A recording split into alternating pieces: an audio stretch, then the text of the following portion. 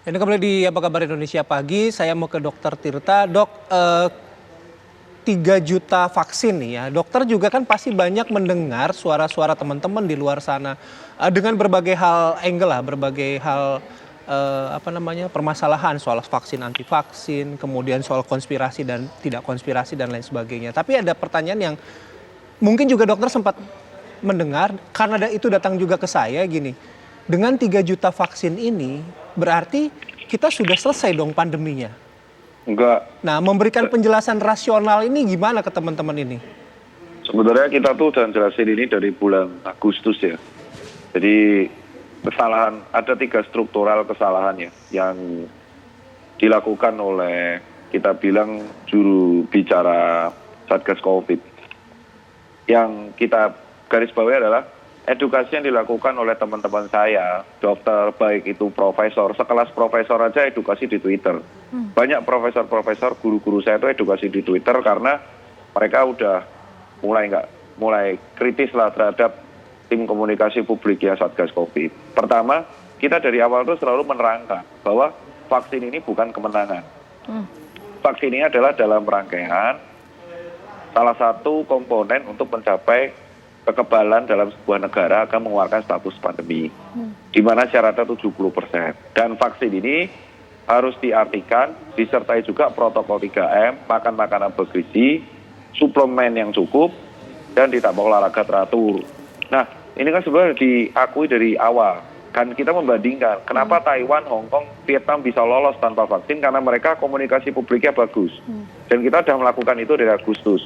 Itu yang harus kita lakukan. Tapi apa yang dilakukan oleh tim jubirnya komunikasi Indonesia dari zaman dulu ya, kalau kita lihat Pak Budi Gunadi sih kemarin udah jumpa pers, tenang, pelan, vaksin itu prosesnya lama, 15 bulan, itu yang dikatakan oleh Satgas vaksin, jubir Satgas Covid, jubir Satgas vaksin ya, beda itu, jubir vaksin itu beda soalnya sama jubir Covid. Nah, kalau yang dilihat sama Satgas Covid, saya pasti ingat poster pertamanya aja, vaksin datang hatiku gembira.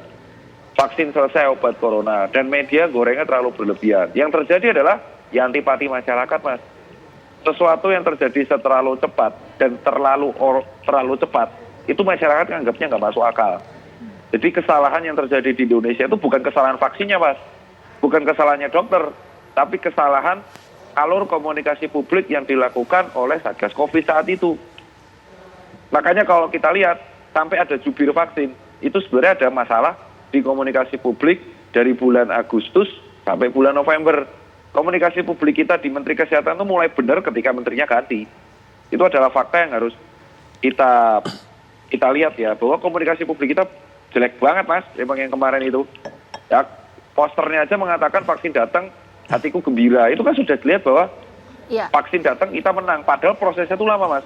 3 juta itu baru berapa persen lah. Jadi yang saya bilang, sesuai dengan statement jubir Satgas vaksin yang baru, ya saya sama teman-teman harus apresiasi, lebih baik kita ngomong fakta aja, bahwa ini prosesnya panjang, jangan lupakan protokol, kena vaksin belum tentu berarti kamu aman, berarti masih bisa kena.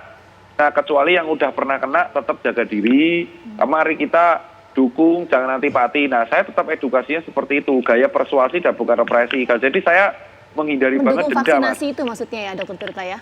Iya, saya nggak mendukung denda, Mas. Mbak, kalau misalkan menolak vaksin, denda saya menolak banget peraturan itu. Kenapa? Karena dari tahun 76, kita itu bisa eradikasi berbagai macam penyakit kayak semacam polio ya. Karena edukasi persuasi. Nah, sekarang kita punya media sosial, kita punya media yang banyak kok, kita tetap nggak bisa persuasi. Jadi saran saya sih, jika ingin masyarakat percaya, sampaikan dengan komunikasi publik yang bagus. Jangan hanya jubir vaksin, tapi semua instansi pemerintahan, terutama Kemenkominfo itu. Oke, kita tangkap poinnya Dokter Tirta. Saya mau ke Dokter Nadia. Dokter Nadia, yang ingin kita tanyakan adalah seperti ini, bagaimana untuk kesiapan infrastruktur ya, untuk nanti proses vaksinasi, mulai dari vaksinator, kemudian jarum suntik, dan juga lokasi vaksinasi. Karena kalau kita melihat berkaca di Amerika Serikat, ini stadion kan yang digunakan sebagai lokasi vaksinasi. Kalau Indonesia seperti apa? Ya, jadi memang kan vaksinasi ini adalah sesuatu yang bukan hal baru ya untuk kita sendiri.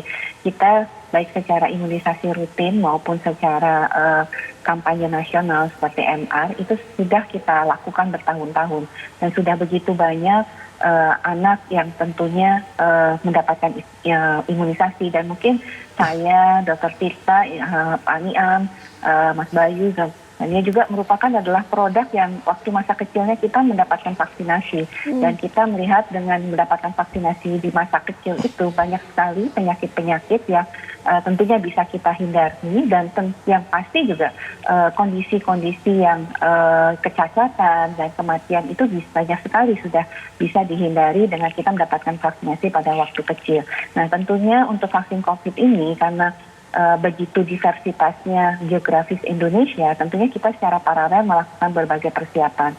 Termasuk yang pasti adalah yang pertama kali kita lakukan memastikan bahwa jangan sampai mutu dan tentunya keamanan ya daripada vaksin tersebut begitu sampai di fasilitas pelayanan kesehatan dan terutama kepada para penerima sasaran itu kemudian kualitasnya menjadi turun sehingga memang rantai dingin merupakan salah satu kunci bagaimana kita memastikan kualitas yang sama sejak pertama kali kita terima sampai kemudian sampai ke penerima vaksin. Nah, sehingga kita sudah mencek bahwa saat ini ketersediaan rantai dingin, cold room, refrigerator yang ada ini sudah mencukupi untuk jumlah vaksin yang akan kita terima secara bertahap. Oke, Dokter Nadia, maaf saya potong. Tadi cold chain udah mencukupi lah ya, tapi bagaimana infrastruktur misalnya vaksinator ini kan juga menjadi concern dan juga penting ya. Mengingat target dari pemerintah yang disampaikan sendiri oleh Dr. Nadia adalah proses vaksinasi akan dilakukan selama 15 bulan dengan target 181 juta masyarakat. Nah, seperti apa ini? Iya, jumlah vaksinator saat ini kita sudah melakukan tentunya refreshing kepada 30.000 vaksinator. Jadi kemarin kita sudah melakukan perhitungan untuk masing-masing jumlah fasilitas pelayanan kesehatan dengan berapa jumlah vaksinatornya serta berapa sasarannya. Karena memang kan nanti seperti kita ketahui pelaksanaan vaksinasi ini kan akan dilakukan dalam 2 periode.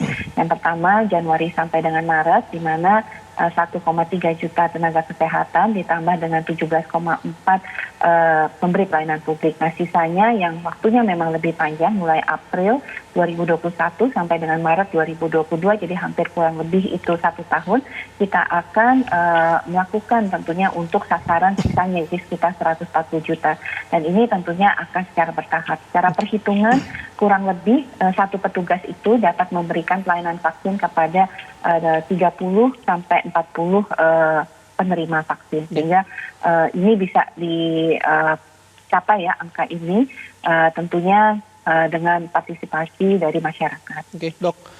Satu lagi nih sebelum lupa gitu. Katakanlah misalnya BPOM sudah mengeluarkan izin edar, kemudian vaksinasi dilakukan ya pada masyarakat gitu.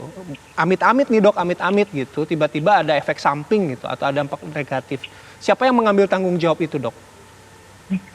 Kita sudah juga menyiapkan terkait komite penanggulangan kejadian ikutan pasca imunisasi ya. Jadi kita punya Komnas KIPI di pusat, kemudian Komda di daerah dan tentunya di fasilitas pelayanan kesehatan ada yang memang ditugaskan untuk penanganan masalah KIPI ini. Dan kalau betul-betul ini masalah KIPI, maka pemerintah yang pasti akan menanggung semua pembiayaan sebagai akibat dari KIPI yang timbul daripada vaksinasi COVID-19 ini. Oke, nah sebelum lupa lagi nih Dok, tadi kalau misalnya hitung-hitungan nih Dok yang 181 juta gitu, dokter kan bilang 15 bulan nih Dok. Kalau hitung-hitungan saya, tadi kan infrastruktur udah dijelaskan, tapi kalau hitung-hitungan saya, kalau 15 bulan harus continue dilakukan, berarti sehari ada sekitar 400.000 Dok yang mendapatkan vaksin. Nah, 400.000 itu kan bukan angka yang sedikit nih Dok.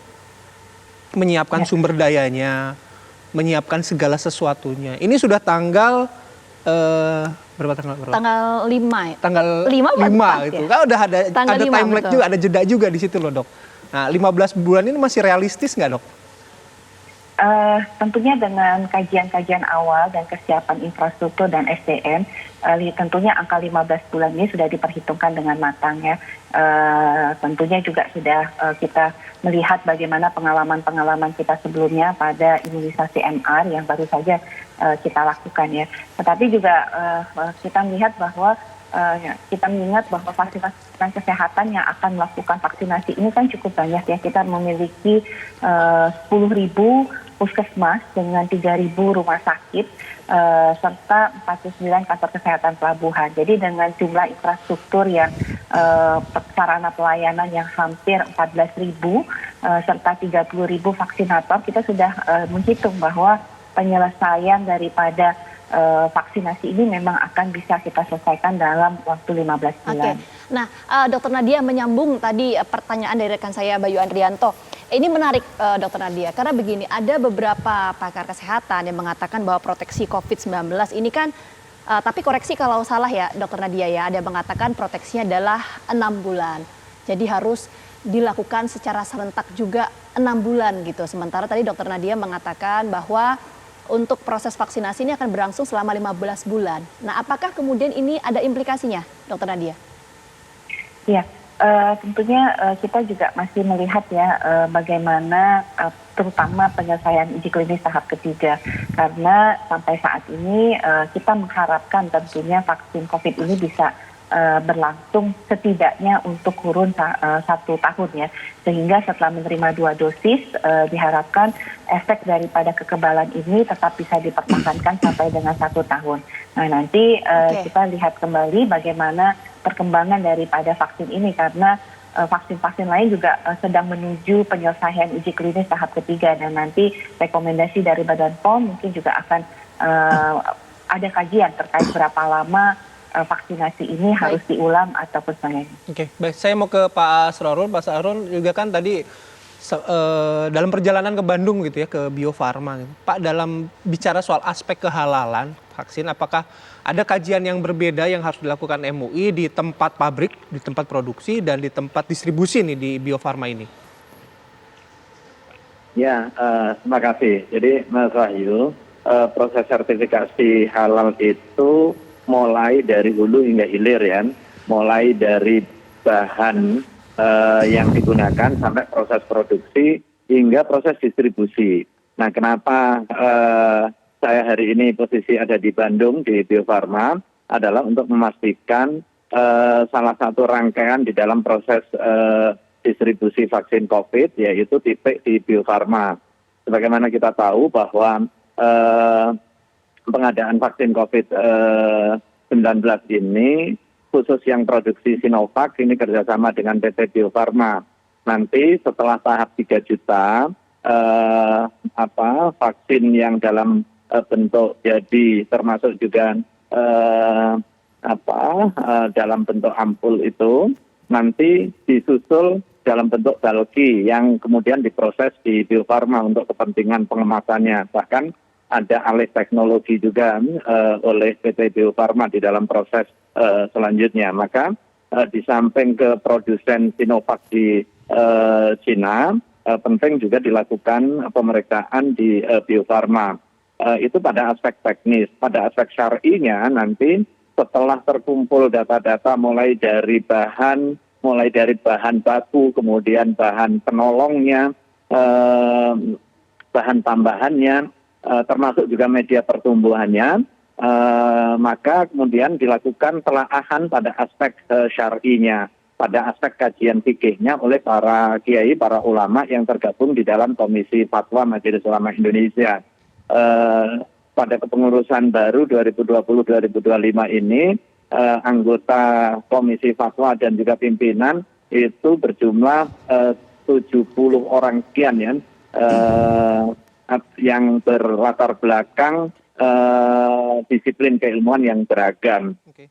Mudah-mudahan dalam waktu yang tidak terlalu lama. Artinya begini sebenarnya yang perlu dipahami, bahwa concern keagamaan terkait dengan proses vaksinasi ini sangat tinggi. Bukan hanya soal vaksin, tetapi sejak awal wabah COVID-19 melanda di bulan Maret, para ulama yang tergabung di Majelis Ulama Indonesia melakukan ikhtiar dalam upaya memberikan kontribusi keagamaan untuk menyelesaikan masalah ini. Ada 7 fatwa dalam rentang waktu yang relatif pendek, dilakukan pembahasan begitu intensif dan kemudian dijadikan panduan serta pedoman untuk memberi guidance kepada masyarakat di dalam praktek keagamaan di satu sisi dan juga di dalam pencegahan penularan COVID-19 di sisi yang lain. Saya yakin dengan kontribusi ini akan ada hasil optimal ya dengan bersama-sama pada aspek keamanannya itu ahli yang tergabung di Badan POM, kemudian Kementerian Kesehatan juga melakukan effort yang secara serius untuk menjamin kesehatan masyarakat, salah satunya dengan penyediaan vaksin yang aman, yang halal, dan Majelis Ulama Indonesia melakukan ikhtiar pengkajian secepat mungkin dengan tetap memegang koridor syar'inya. Baik, terima kasih Pak Asrorun, kemudian Dr. Tirta dan juga ada Dr. Nadia. Terima kasih banyak telah berdiskusi pagi hari ini bersama kami di Apa Kabar Indonesia Pagi. Semoga sehat selalu. Siap. Terima kasih. Baik, kami jeda terlebih dahulu, nanti kami akan kembali dengan beberapa informasi pilihan lainnya sesaat lagi.